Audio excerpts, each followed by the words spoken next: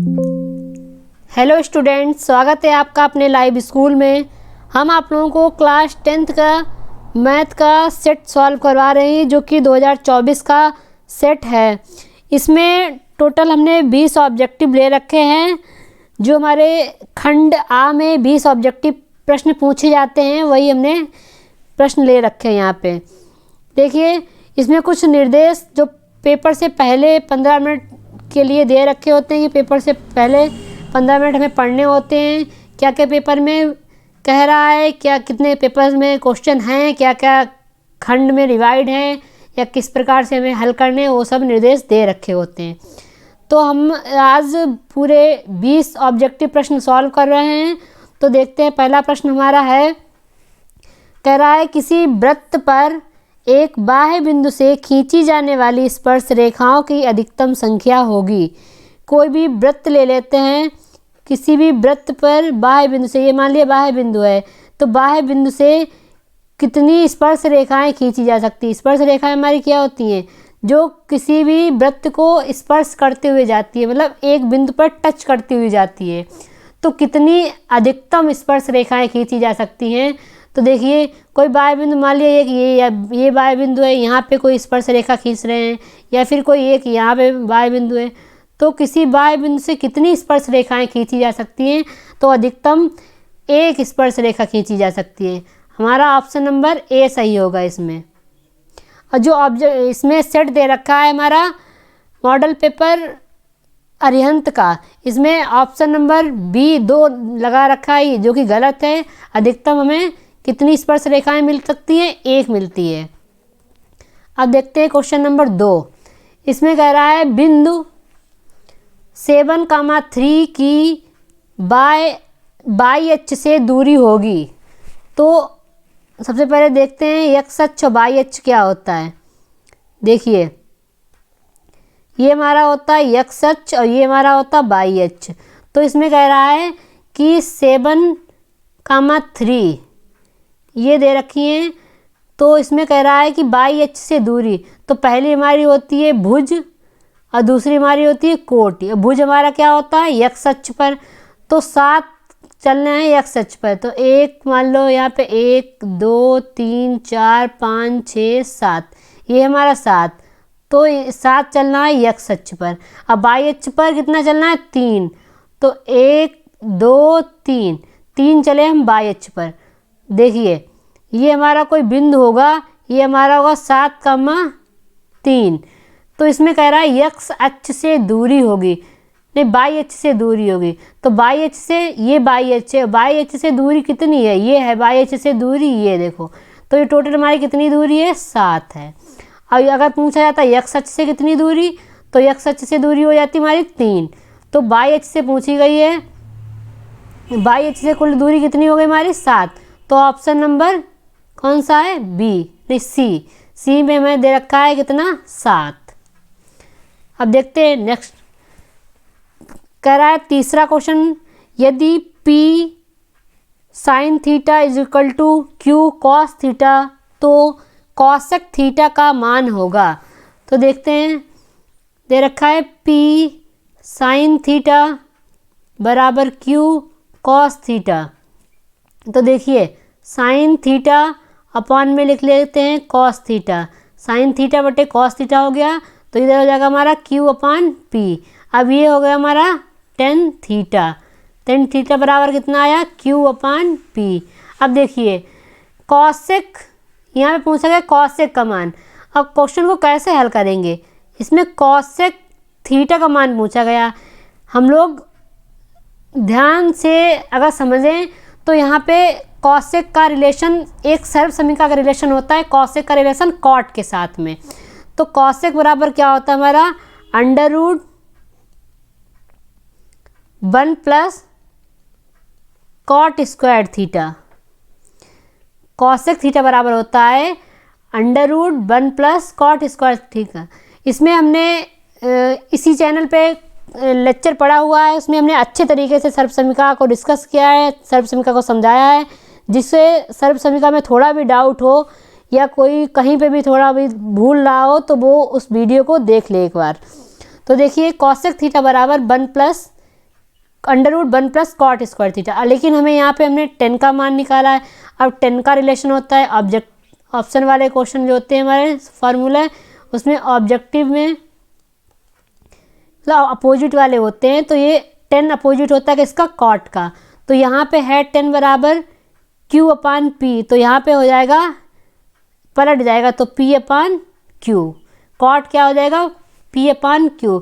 अब देखिए कॉसेक बराबर तो हो जाएगा √1 प्लस कॉट का मान कितना निकाला है हमने P/Q का स्क्वायर। अब देखिए यहाँ पे कितना हो जाएगा 1 प्लस P² / Q², तो ये हो जाएगा हमारा Q² प्लस P² / Q²। और जो अंडर रूट के बाहर निकल आएगा Q, तो ये हो जाएगा Q² जब बाहर निकलेगा तो Q, ये हो जाएगा Q² प्लस P²। अब देखो ये किस में है Q² प्लस P² अपान में Q, तो ये किस में दे रखा है अपान में Q। ये रहा ऑप्शन नंबर हमारा पहला ए। तीसरे का कौन सा सही है पहला, √P² प्लस Q² अपान में Q। देखते हैं चौथा क्वेश्चन हमारा कह रहा है कि 10 1 डिग्री, फिर 10 2 डिग्री, 10 3 डिग्री, ... 10 88 डिग्री, 10 89 डिग्री। अब देखिए इसे कैसे हल करेंगे। देखिए एक सूत्र होता है, एक सूत्र हमारा होता है 10 90 माइनस थीटा बराबर होता है कॉट थीटा। 10 90 माइनस थीटा बराबर कॉट थीटा होता है। तो देखिए इस क्वेश्चन को कैसे हल करेंगे। ये देखो दे रखा है 1, तो 1 को अगर 89 में ऐड करेंगे तो कितना हो जाएगा 90 हो जाएगा। और या फिर ऐसे देखें 90 से अगर 1 माइनस करेंगे तो कितना हो जाएगा 88 हो जाएगा, 89 हो जाएगा। तो देखिए इसे कैसे हल करते हैं, बहुत ध्यान से समझते हैं। 10 1 degree into 10 2 degree into 10 3 degree ... 10 87 degree into 10 88 degree into 10 89 degree. अब देखिए इसको इस वाले 1 को इस वाले 89 से अगर देखेंगे तो ये हो जाएगा 10 1 डिग्री को 1 लिखो और इसको क्या लिख सकते हैं 10 90 माइनस 1, 90 माइनस 1 तो कितना हो जाएगा 89 ही तो हो जाएगा। तो ये हो जाएगा 10 1 डिग्री इंटू 10 90 माइनस थीटा, अभी हमने बताया है क्या होता है हमारा कॉट थीटा। तो हमारा ये कितना हो जाएगा 10 1 डिग्री इज इक्वल टू हो जाएगा कॉट 1 इंटू में। अब देखिए 10 1 डिग्री और कॉट हमारा चेंज होता है 1/10 में, तो कॉट चेंज होगा 1/10 में, 10 से 10 कैंसिल हो जाएगा, ये हो जाएगा हमारा 1। ऐसे ही इसी प्रकार से जो 10 2 डिग्री को 88 से लिखेंगे, तब देखिए 10 2 डिग्री इंटू 10 88। अब देखो 10 2 डिग्री इंटू 10 88 को क्या लिखेंगे 90 minus 2 degree, 90 degree minus 2 degree. यहाँ पे देखिए 10 2 डिग्री इंटू फिर देखिए 10 90 माइनस थीटा क्या हो जाएगा हमारा कॉट थीटा। कॉट कितना कॉट 2। देखिए 10 2 डिग्री और कॉट चेंज इंटू 10 में तो 10 2 डिग्री। अब 10 2 डिग्री 10 2 डिग्री कैंसिल हो जाएगा, ये हो जाएगा हमारा 1। ऐसे ही सभी टर्म मल्टीप्लाई में आएंगे।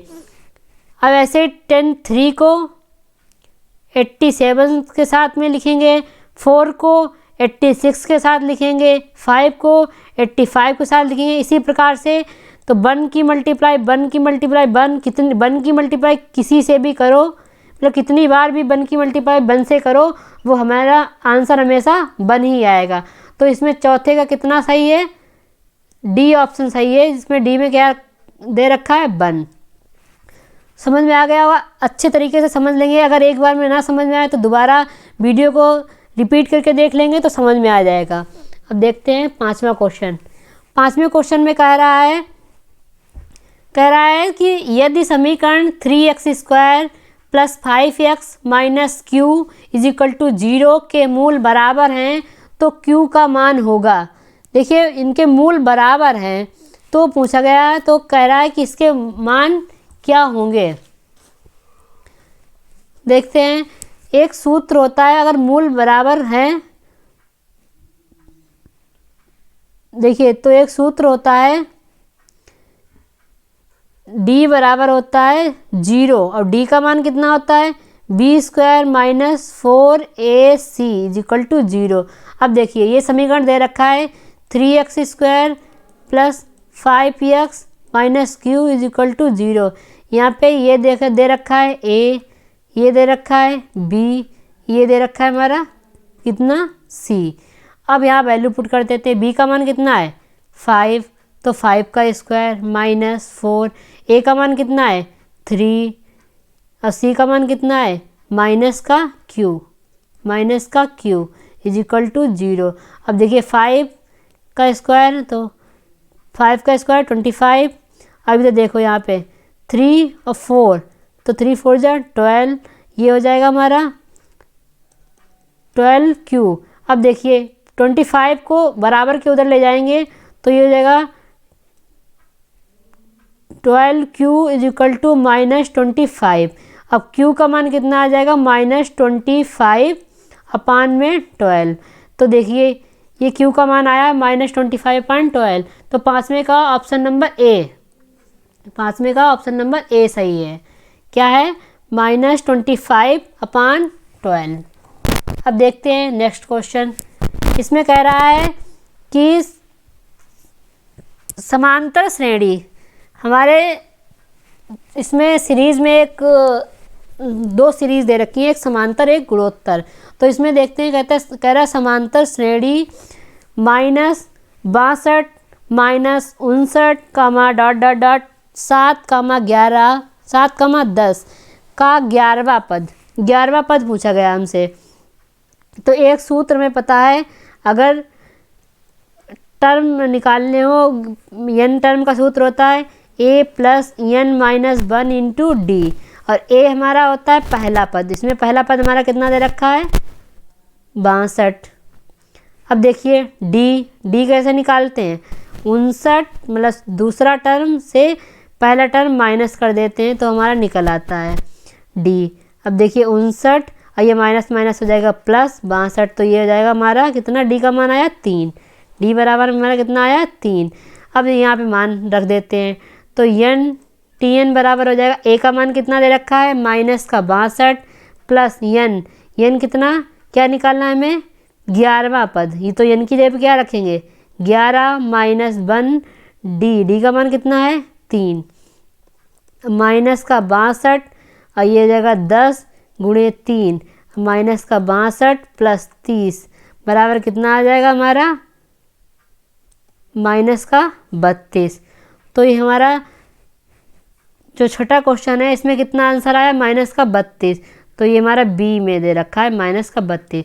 तो 6 का बी ऑप्शन सही है -32। 11वां पद हमारा कितना आया t11 बराबर कितना आया -32। अब देखते हैं 7वां क्वेश्चन। 7वें में कह रहा है कि PE, एक सूत्र होता है PE + PE बार = 1, या फिर ऐसे देखते हैं PE बराबर 1 - PE बार, ये सूत्र एक होता है। फिर इसमें देखिए क्या PE की मान दे रखा है, तो PE का मान अगर दे रखा हो तो PE बार पूछा जाए तो PE बार बराबर होता है 1 - PE। तो 1 - PE का मान दे रखा है 0.05। अब देखो इसे माइनस जब करेंगे तो ये हमारा आएगा 0.95। देखिए -1 से माइनस कैसे करते हैं, 1 से माइनस करना है हमें 0.05। तो यहाँ पे पॉइंट लगाएंगे, इधर 2 0 बढ़ा लेंगे, पॉइंट के नीचे मतलब दशमलव के नीचे दशमलव लगा देंगे और 0 और 5।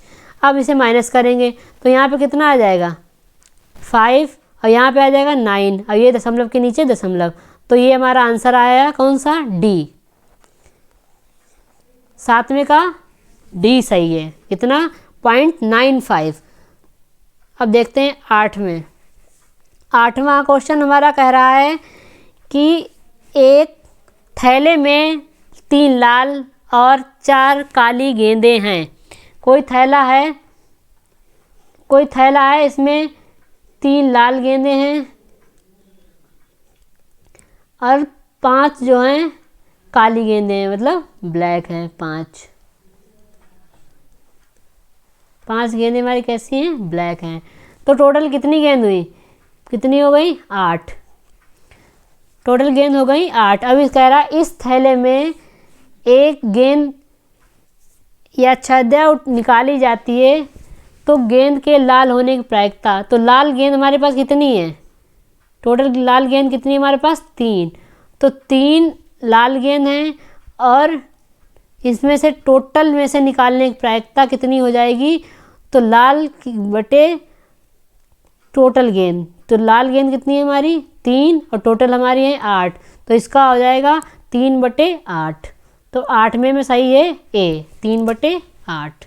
अब देखते हैं 9वां में इसमें कह रहा है कि एक डायग्राम दे रखा है। देखिए इसमें कह रहा है कि DE समांतर है, ये देखिए DE ये रेखा है, ये समांतर है किसके, BC के।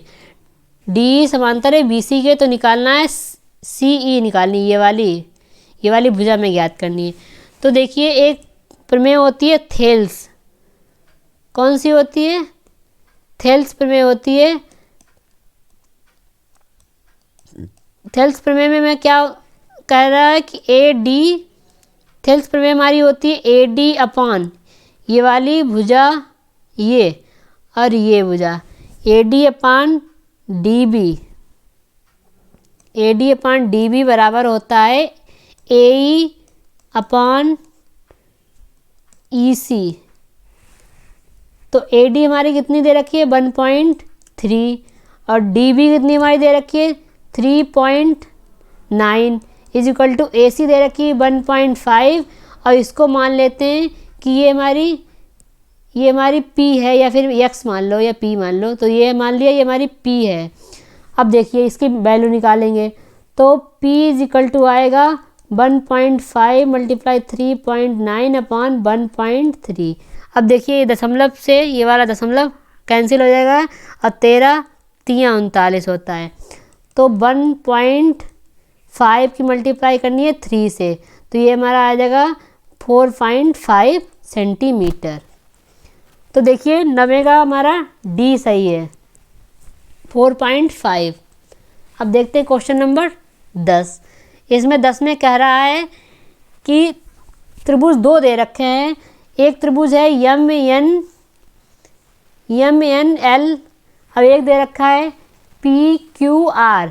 इसमें कह रहा है कोण यम बराबर कोण Q के। कोण यम 70 है, कोण यम और कोण Q बराबर है, दोनों 70 दे रखे हैं। और कह रहा है भुजा MN, ये भुजा MN 3 सेंटीमीटर है और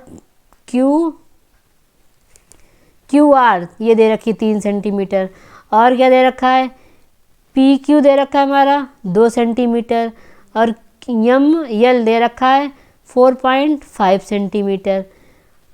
तो हमें सही क्रम इसका निकालना है। तो इसमें क्या दे रखा है, एक कोण दे रखा है और 2 भुजाएं दे रखी हैं। देखिए ये वाला कोण दे रखा है, तो इस वाले कोण के सामने की भुजा ये बराबर होगी, इस वाले कोण के सामने की भुजा ये बराबर होगी। तो देखिए और ये वाली भुजा, ये वाली 3 है, ये वाली 3 है, तो हमारी 2 भुजाएं बराबर हैं और एक कोण बराबर है। तो हमें पता है एक हमारी सर्वांग समता प्रमेय होती है, क्या होता है, साइड एंगल साइड प्रमेय से। साइड एंगल साइड प्रमेय हमारी होती है, इसमें कहता है कि इनके संगत भाग बराबर होते हैं। तो इसमें बताया कि कौन सा समरूप का सही क्रम होगा। तो ऐसा कोई जिसमें चूज करते हैं जिसमें एंगल सही दे रखा हो, एंगल हमारा नहीं छूटना चाहिए। तो देखिए एन एम यल इसमें तो कोण आ गया। इसमें देखते हैं क्यू पी आर इसमें एंगल नहीं आ रहा है, तो ये ऑप्शन गलत हो गया। अब देखते हैं बी वाला, इसमें कह रहा है एन एम यल इसमें भी ये वाला कोण आ गया। फिर कह रहा है क्यू आर पी इसमें भी एंगल नहीं आया है, जो एंगल हमारा बराबर दे रखा है वो एंगल हमारा नहीं आ रहा है, तो ये भी गलत हो गया। इसी हिसाब से अगर देखेंगे कि एंगल बराबर आना चाहिए तो हमें समझ में आ जाएगा कि इसका सही क्रम क्या है। अब देखते हैं इसमें एन एम एल, तो देखो एन एम एल इसमें ये एंगल दे रखा है 70, ये बराबर है कौन सा वाला पी क्यू आर 70। तो जिन दोनों त्रिभुज में एंगल जो दे रखा है बराबर वाला, उसका क्रम अगर सही है तो वही हमारा सही आंसर होगा। तो 10 का हमारा सी पार्ट यही हमारा सही होगा। ठीक है, तो इस प्रमेय को समझने के लिए एक चीज़ समझ लेते हैं कि जिसमें जो एंगल हमारा दे रखा है वो बराबर आना चाहिए। एम एन यल पी क्यू आर, तो ये वाला इसमें कोण दे रखा था 70 और इसमें क्यू कोण दे रखा था 70।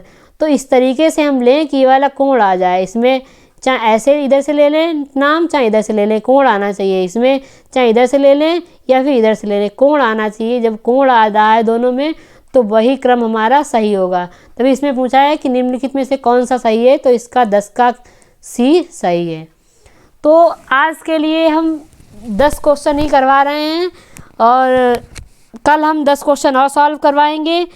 ये 2024 वाला हमारा पेपर था, इसमें हमने 10 क्वेश्चन सॉल्व करवा दिए। इन्हें अच्छे से तैयार कर लें, क्या पता यही आगे चल के कोई इसमें अभी तक ऑब्जेक्टिव में कहीं लॉन्ग क्वेश्चन में आ गया इसमें से कोई क्वेश्चन, तो हमारा 6 नंबर या 4 नंबर का छूटेगा नहीं।